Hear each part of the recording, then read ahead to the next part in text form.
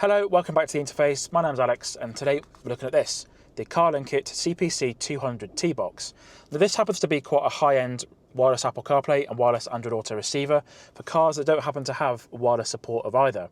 Some of the cars I've tested recently, actually brand new cars, don't even have support for wireless of either system, and this is quite an older system in the car I've got here. So this is a Suzuki Swift from 2016. It's got a Pioneer head unit, which actually came from factory. So in this video, we're going to look at how to set it up with this car. It'll be exactly the same in your car if you don't happen to have wireless Apple CarPlay support, and we're going to see what this sort of thing has. In this vehicle, this comes with two USB-A ports, one for Android Auto and one for Apple CarPlay. I can't quite remember which one does what, so I'll plug it in and see what happens. So USB-C port there, should turn on pretty quickly. So we get a little green light after about 2 seconds. So a green light 3 or 4 seconds later, and then there's a LED light bar on the top which will glow in a second or two. Then we should see something happen on the screen. So let's show you what that looks like. So there we go, we've got a green LED there. Don't know if you can see that. And it changes colours. And surprisingly fast actually in my testing. This gets itself going pretty quickly. So there you go, already booted. Not very amount of waiting there, so that's pretty good. It says for your safety, do not operate while vehicles in motion. That's fine. So pretty quickly we've got Google Maps open. Now what this is the sort of stock interface. This runs Android 13. So we've got Google Maps there.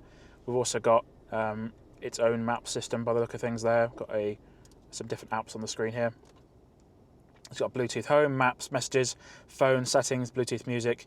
You can install APK files. So if you're used to the Android world, basically, you can install third-party apps and get access to those. Got a web browser, got gallery, got YouTube Music, sorry, Google, FOTA updates, uCenter, Waze. There's all sorts of apps on here, and even VLC as well. And we have got this little shortcut thing here, so that takes you back to the home screen, and then this takes you back to the vehicle settings. So I'm going to connect my phone up to the system and see what we get. So that's my pocket there. Got a VIC, got Tbox UHD, so let's link up that now. So it says pair request. Nothing's happened on there, but we're going to pair it anyway. Allow my favourites to be synced over. Got a pairing request sent over, so let's see what happens now. So the Tbox is connected, and what it said here, wireless Apple CarPlay, click Auto Kit. So if we click on this one here, that should take us into CarPlay. Once it loads, so click on Auto Kit here. There we go, waiting, connecting, and I should get a little notification on my phone here. So we got, connect to CarPlay. Then once this is all connected, we'll have a poke around CarPlay, and then we'll be able to see how quickly everything connects. So let's simulate me turning on and off the car. So what we'll do is unplug the Tbox. So let's plug the Tbox back in. Then we'll see how long this takes to auto connect and sort itself out, basically. So if you're getting in the car, turning the system on, just how long it actually takes to go. So that's surprisingly good. That's a few seconds. That's not bad at all. It's got 8 gigs of RAM. It's got quite a modern processor as well. So that's actually quite impressive. So that's actually really good. I might actually do some tests with an Android phone as well, see how quick that is. So you also got some stuff on here. Got podcasts, messages, audiobooks, all your CarPlay apps as well. So if you are driving an EV, you have got your Shell Recharge, your Zap Map as well, Electroverse. It's all some useful stuff in there. So one thing that this actually supports is a SIM card. And I've actually got just a standard 3 SIM card here. So I'm going to plug my SIM card in and see what we get. So this box also connects to Wi-Fi, but what's quite nice is that we can get 4G support as well. So we've got a SIM card tray for a nano SIM card. Then we have also got a micro SD card if you want to add various things. So we are going to have to use a little tool here to get that in. So let's see what happens here. So in the top left on the screen, we have got Wi-Fi and Bluetooth. So I plugged the SIM card in. So I wonder how long it takes to get itself sorted. There we go, 4G. Wow, that was very quick. So we've got 4G support on the SIM card there. Then we should be able to do certain things like, wow, already it's loaded up the Google Maps system there. So we have got YouTube on here. So let's see how well this works. We have also got Google Chrome. Let's load up Chrome quickly. So back onto Chrome. I'm not going to sync up our stuff. This actually is working quite well. It's quite surprising. So let's go to the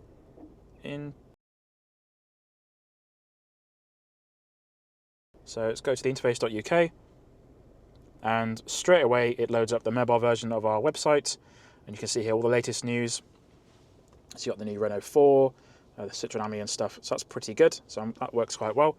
And then if we load up YouTube as well, so let's go back to this screen here, which is, there we go, take a bit of time.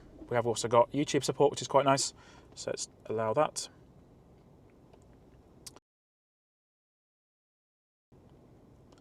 Nice loads quite quickly up there. And you've got various things on here. Got videos here. So our latest video is the Kia EV9. And in this video, I'm going to tell you what this car's like to drive. So I have heard some people mention that there was a lip sync issue with this box. Now around the front of the EV9, we have got a which I can tell there is. Imposing design. Yeah, there's a bit of a lip sync issue, and there we go. So that seems to work pretty well. It's quite impressive. So let's go back to the main screen. That's the main screen for that bit there. Let's go. There we go. All we have to do is click on this little white button here. We've got the home screen there. So that is surprisingly good. Little SIM card in there. I'd imagine if you have got you can probably call this number as well, which is quite good. So if you have got, there we go. If you click on phone, you can probably make calls from this SIM card, which is quite good. So let's dial my number and see what comes up. So it's actually quite cool, because imagine the antenna in this is actually quite good. So let's see if I get a phone call through. There we go. So it's actually being weird because it's saying a phone number. Yeah. So let's decline that. That's actually quite good. I'm sorry, but the person you called. I'd imagine that'd be quite useful, really. Yeah, if you just got a SIM card in here you want to use, or just a second SIM that people know, you could just have a permanent phone in the car, which is quite cool. Almost like the old days of having a car phone. So that's quite impressive. Unfortunately, I haven't got a way of testing out the micro HDMI socket, but to be honest, for the price, this is actually quite an impressive little device. Lots of features. SIM card support, you've got micro HDMI if you have got extra displays. I'd imagine if you have got a camper van with a TV inside, this would be quite good as well. You could load up YouTube and Netflix and stuff. But overall, I'm actually quite impressed with the Carlinkit CPC 200. The main thing for me is how fast this gets itself sorted. So again, if we unplug this and just demo this again, it's incredibly fast.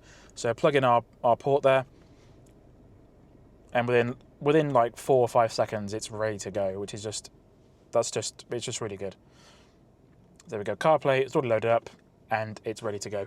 If we click on home button again, it should load up the CarPlay system. So auto kit there. So the auto kit is the last thing you use. So again, one more test of this. Wait for it to turn itself off, plug in the USB-C port. And again, within 4 or 5 seconds, it's probably ready to go. And again, this isn't the most modern of screens, so your screen might be even quicker than this, but that's just incredible. So that's going to do it for this video. I hope you've enjoyed looking at the Carlinkit Tbox. If you want to pick up one for yourself, there's a link in the description down below. I've been Alex, and we'll see you again next time.